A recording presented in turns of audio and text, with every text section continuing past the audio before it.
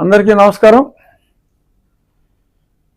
మా ఉండి నియోజకవర్గంలో మరి మేము తలపెట్టిన డెవలప్మెంట్ యాక్టివిటీస్కి చాలామంది సహాయం చేస్తున్నారు. ముఖ్యంగా రైతుల సహకారం మరవలేనిది.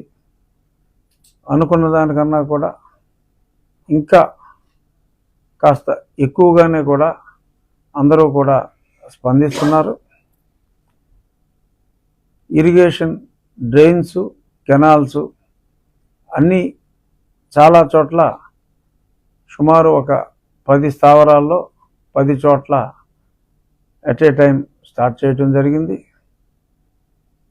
రాబోయే 30 రోజుల్లో అంటే పూర్తిగా వర్షాలు వచ్చి మళ్ళీ పంటలు నార్మల్ టైంకి చాలా వరకు majority of the works complete చేస్తామన్న విశ్వాసం నిన్న చాలా ప్రాంతాలు సందర్శించిన తర్వాత మాకు కలిగింది.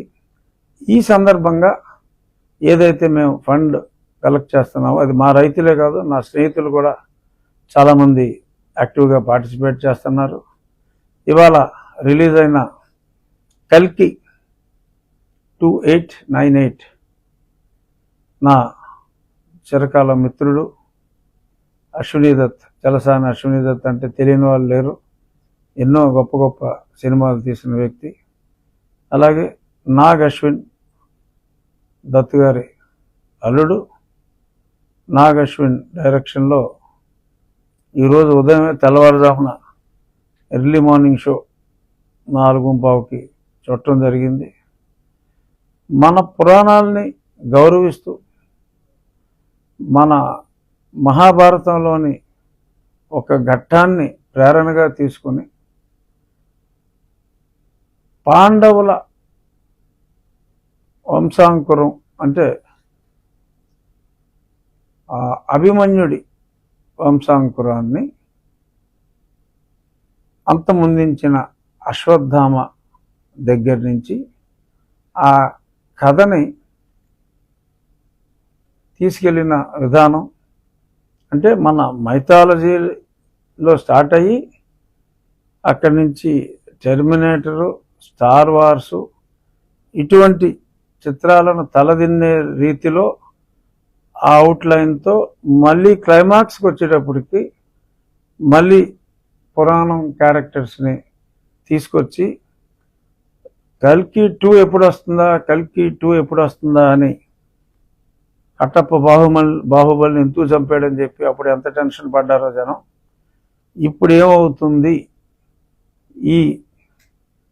It's a different cinema. అంటే ఇది పౌరాణికం అనాలా, సైన్స్ ఫిక్షన్ అనొచ్చు, అన్నీ కూడా వండర్ఫుల్లీ ఎగ్జిక్యూటెడ్ ప్రాజెక్ట్.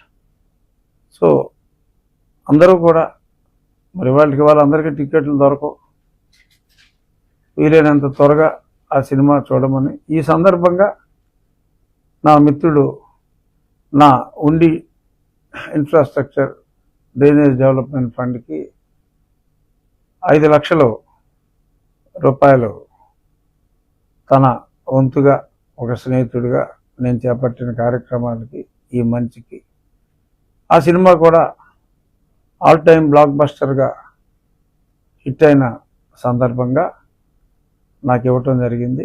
అందుకు నా మిత్రుడు అశ్వినీ దత్కి నా హృదయపూర్వక, నా ఉండి నియోజకవర్గ ప్రజల తరపున నా హృదయపూర్వక ధన్యవాదాలు తెలియజేస్తున్నాను.